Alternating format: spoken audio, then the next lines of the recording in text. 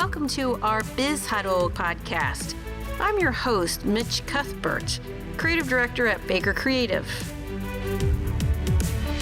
If you haven't already subscribed to the channel, please hit subscribe so you can get notified when new content comes out. Please share this with anyone who could be inspired by it. Edwaard Liang is the artistic director of BalletMet, a position he accepted in 2013. Also an award-winning choreographer whose works have been performed worldwide. Liang received an Emmy Award for Vaulted, a short dance film, and was honored by the National Choreographic Competition. He was born in Taiwan and grew up in California, where he began studying dance at the age of 5. As a dancer, Liang was a member of the New York City Ballet and the Broadway cast of Foss and the Netherlands Dance Theater. Welcome, Edward. Hi, Edward. Thanks so much for joining us on our podcast. Oh, thank you so much for having me. I'm looking forward to this. Yes, it's very excited. So give us some insight on how you got started in dance to begin with. I started dance when I moved to California with my family, and my parents were both extremely supportive on having my sister and I try everything. So we did horseback riding, piano lessons, but what really stuck was ballet and dance of all kinds and martial arts. And I started when I was 5 years old. There was about 4 to 5 years where my sister and I did martial arts competitively, and we were really intensely immersed in that, but we still took ballet every day. Was there a point where you're just like, after doing all those exciting things that you're kind of like, you really wanted to pursue dance? What was that point? That point was when I decided, and I got my parents' permission to go to New York and do the summer intensive for School of American Ballet. And, this was in the late 80s. So they didn't have dormitories. My sister and I flew to New York City. She was my chaperone for a little bit. And it was amazing. I was able to be together with a large number of young aspiring artists that had the same passion. And it kind of cued me in that this could be a possibility for potentially a career, or just, seeing how it would be if it was more intensive. Was there something that influenced you, overall classic versus, street dance, or was there something that really kind of caught your eye that inspired you at that point? At that point, it was really about classical ballet. Back then there wasn't YouTube. So I tried to get as many VHS videotapes as possible on different stars that I looked up to: Baryshnikov, Nureyev, Gelsey Kirkland, ABT, New York City Ballet, Bolshoi, anything that I could get my hands on, Roland Petit, to more contemporary, modern, choreographers at that time. So that was really kind of what I gravitated to. Once you got into dance, was there something about dance that surprised you that you didn't expect? What really surprised me about dance, and it still surprises me about dance, is that, and it sounds very soapboxy, but I really believe that it's the ultimate communicator. It's not about a particular language. I mean, dance has its own language and narrative, but you don't have to speak a certain language to understand dance. As human beings, we read body language immediately without even truly understanding what type of dialogue this is. You don't have to be a body language expert. You can read it just by being human. And also, once we play music, it is just in our nature to be rhythmical with it, to tap our feet, to move and sway to the music. And it is always surprising to me, and I'm always delighted to see this, especially when you're dealing with a lot of young artists and young kids in the audience.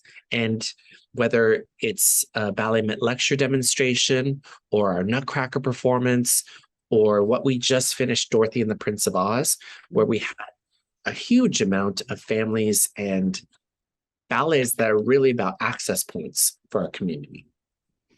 Do you feel like the dancers of today have to be more versatile than in the past because of all the variety of dance and I believe so. And, the thing that I love that dance is ever changing and evolving is that,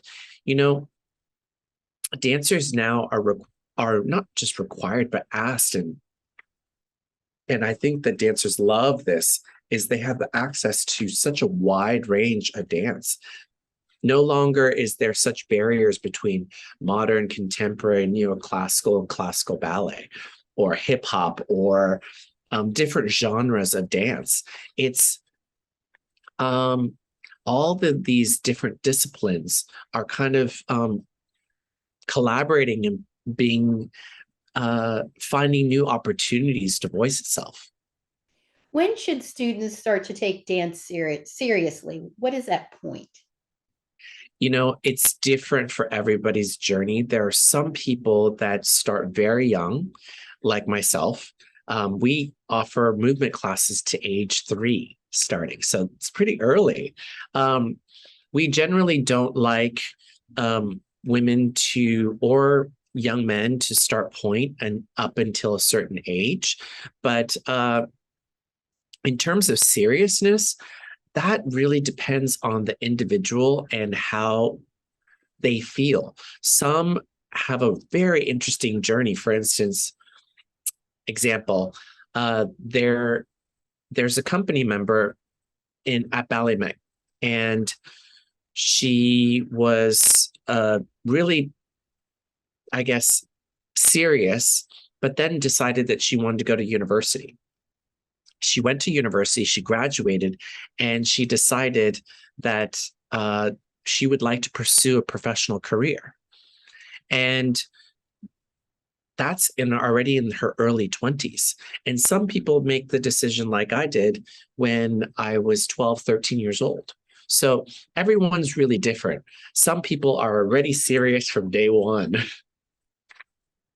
Yeah, I totally can relate to that because when I was a child, I always loved drawing and, I just always was very attracted to that. And you just feel like that's kind of your home, right? I mean, when you're young Right. and there's just no way to really describe that. And it's okay if people decide later, but I always felt like I had that direction. I don't know why. It's just kind of like a calling, maybe. Absolutely. And I think a lot of parents are very excited that their child is interested in dance, gymnastics, something, because they're exactly what you said. There is a focus point. There is something that keeps them interested, engaged in the world and themselves. Something that I just absolutely love about aspiring dancers is that they have such inner awareness and outer awareness. They are so attuned to the room that they inhabit. They are so attuned to their body and body language. With so much hectic and so much busy in the world, how do you see the role of dance in someone's life? Oh, that's a good question. I think that it's, at least in my experience, dance has been a part of my life since I remember. And the positive things that I've seen, not only in terms of an ex-professional dancer or somebody that loves to take classes, or somebody likes to take movement classes of all different types, is that it really syncs us up as mind, body, and soul. And that I truly believe that that type of connection, whether it's yoga or ballet or hip hop or modern, or even just being able to do an exercise class to music, it's really being able to connect with your body and your mind and something else that we don't particularly understand just yet. And I think sometimes people see dances for such young people, but dance is all your whole life. So, what are some opportunities for people at all kinds of different ages that could participate in dance? Well, I mean, I think at least in Columbus, Ohio, what is amazing about the city is that not only within the arts, but there's always something to do. And you, if you want to do it all, you can. You're just going to be very busy. Um, there are ballroom classes. There is, of course, many dance studios that offer, including BalletMet Dance Academy, ballet, tap, modern, jazz. We have adult classes. There's different bar method where people are taking these exercise classes that are based on the ballet class and bar. It's pretty amazing, and it's also pretty amazing to see where there are different hybrids at gyms to dance studios where they offer a wide variety, and it's really about not one particular way. What's wonderful about dance is also about your mood, what you're in the mood for this month or this week or today. So you can have access to a lot.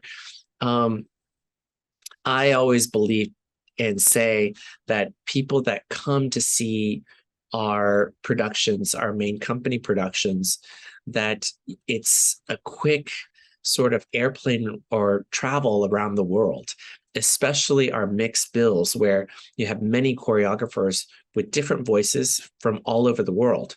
So it's a wonderful variety that people can have. Can you give some insight on what the BalletMet II is in its role? Yes. I created BalletMet II as a way, two different ways, very much similar to how your company helps many different companies, is about talent acquisition and talent retention. And it may sound a little business-like or a little straight to the point, but basically it really is rebranding something that we had before. We had a program that was pre-professional, but people didn't really understand what that meant. And BalletMet II is a ladder between the academy and the company. So with just rebranding a second company, we're able to get national and now international top picks to come to Columbus. And with that, they're still a part of the academy. They are aspiring students, but it's one step closer, and they perform with the company. They take class with the company. Outside of that responsibility, they also have their own repertoire, meaning they go out on lecture demonstrations where they are performing in schools, middle schools, sometimes Arts Fest, to retirement homes, you name it. Our motto and I guess, our mission and vision for the whole organization is bring world-class dance to Columbus and beyond. So every corner of Columbus, we're willing to perform. So then what are the roles for people once they can no longer dance when they're a professional dancer? When they are no longer a professional dancer, well, a lot of our dancers are continuing their education throughout their career.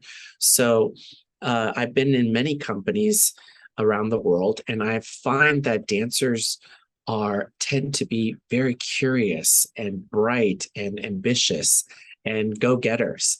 So there's a lot of dancers that are doctors, lawyers, architects, to dental assistants, to dentists, to people that are entrepreneurs. I know that one of my friends retired, and they decided to create an upcoming ballet new shoe line.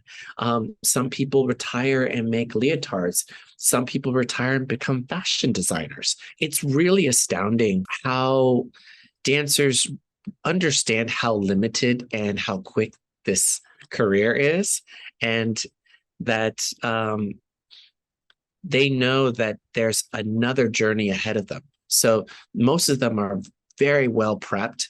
And then some people decide to continue in this industry, whether it's being a teacher, a rehearsal director within a company setting, an artistic director, a choreographer, dance photography. There's a lot of different areas. And there's quite a few that decide to take on the business role of arts administration, whether it's development director, marketing, or even executive director. That sounds cool. So then I understand we're talking about brands, right? And how has it shifted for you to connect better with audiences when you are in front of that curtain before a performance? How has that enhanced that? It's a very interesting question that you asked, because the companies that I come from, New York City Ballet, San Francisco Ballet, Netherlands Dance Theater, other companies I've choreographed for, they don't do front of the curtain speeches, only rarely. And when they do, it's usually some sort of toast or celebration or a gala. What was a big sort of aha moment for me was that it was a perfect way to be able to do two things. One, truly be able to invite our community, our audience into the theater and welcome them. The second thing is just a brief talk about what they might be seeing, really thanking our community in terms of focusing on the fact that Columbus, Ohio believes in arts and humanity, and that is a city that we all strive to be a part of. And then the third thing and most important thing is that whether it's in a more obscure production or Nutcracker, which is very traditional and a part of the Columbus tradition,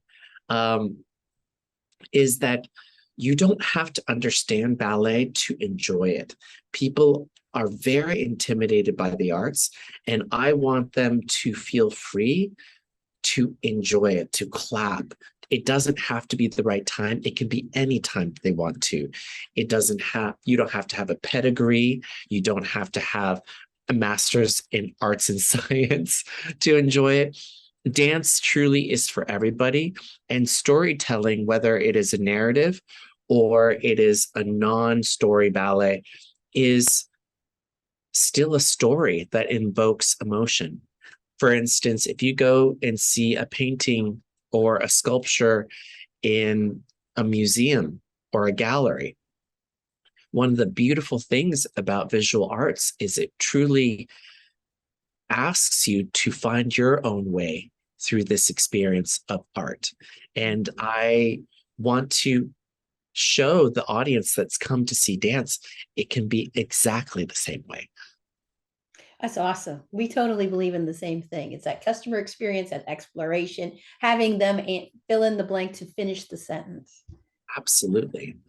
I mean, I think that all of us as human beings, because the experience is such a buzzword for the past couple of years, but it truly is an experience that you can find yourself in, whether an institution, whether a film, a piece of art,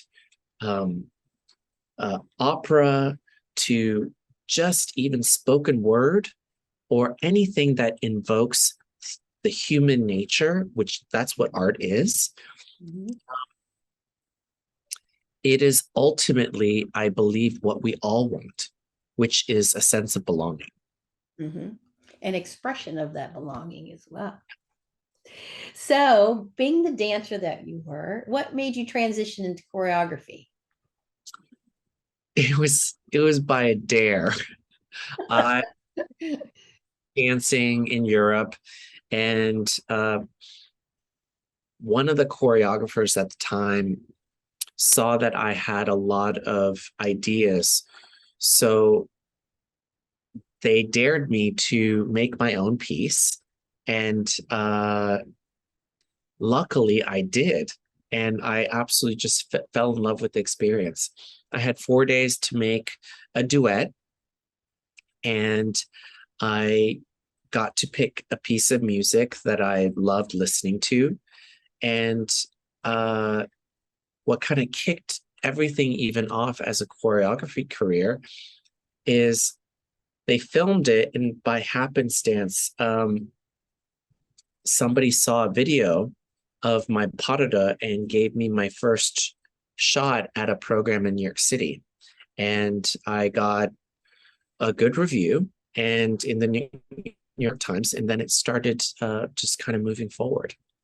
That's awesome. Yeah, I was very, very lucky. There's many, many choreographers that have been trying to break into this business or this area for years. And I was very grateful that my transition from dancer to choreographer was so smooth. Well, obviously they saw something that was special.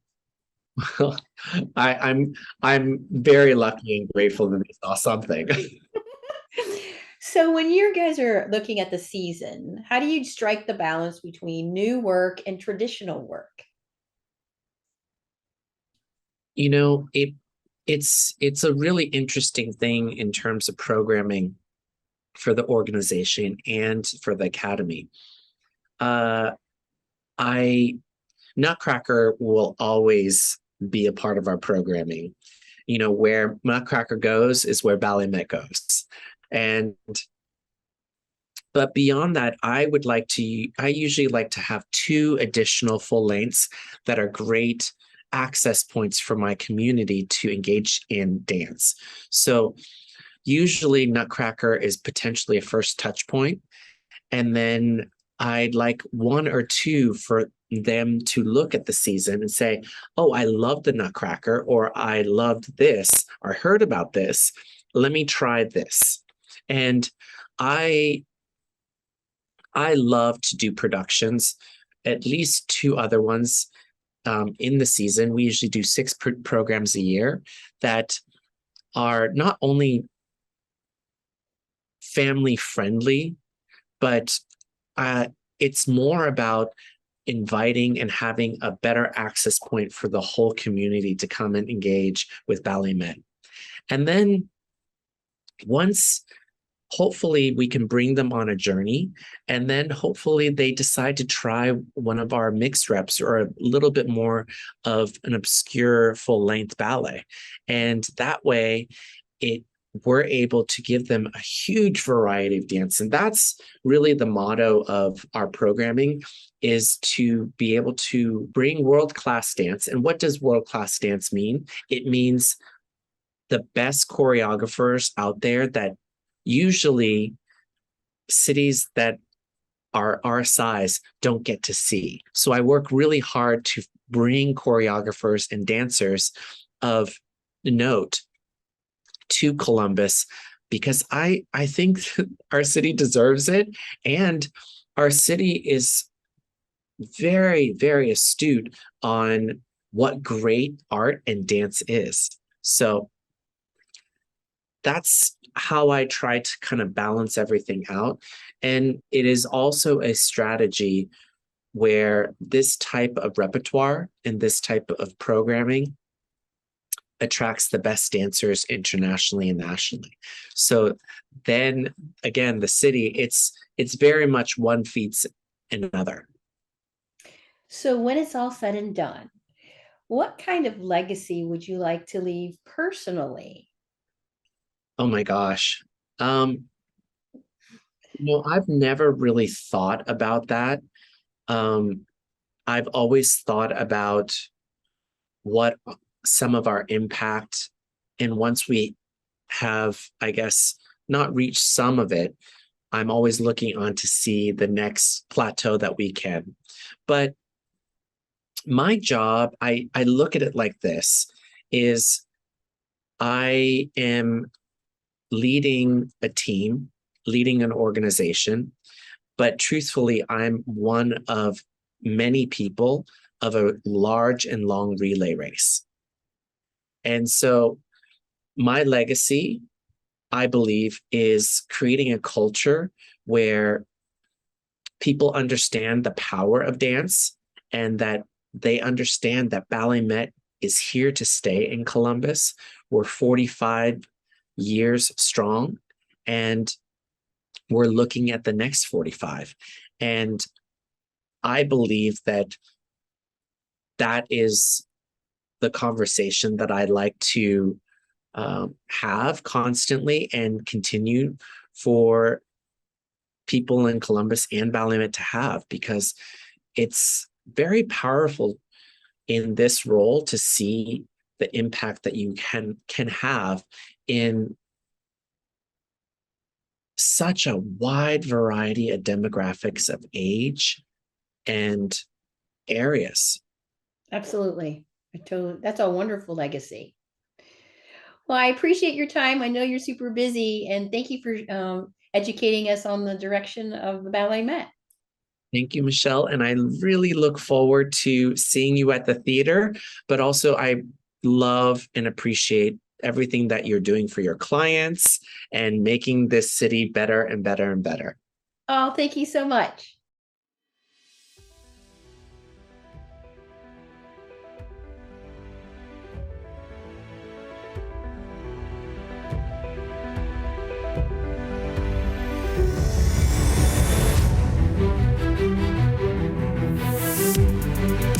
If you haven't already subscribed to the channel, please hit subscribe so you can get notified when new content comes out. Please share this with anyone who could be inspired by it, and feel free to post any questions so we can be inspired by new content. Thanks for listening.